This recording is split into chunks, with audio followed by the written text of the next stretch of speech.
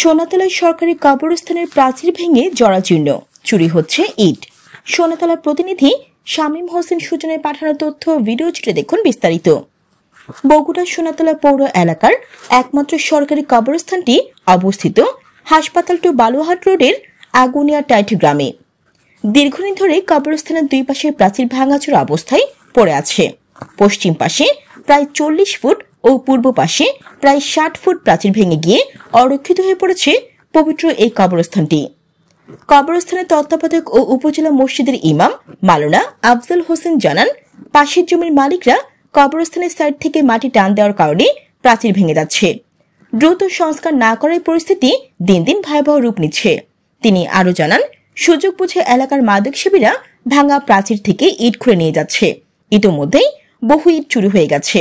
এমন পরিস্থিতিতে স্থানীয়রা ক্ষোভ প্রকাশ করে জানান, কবরস্থান মুসল্লিদের শেষ শয্যা হলেও এর প্রতি যথাযথ যত্ন নেওয়া হচ্ছে না।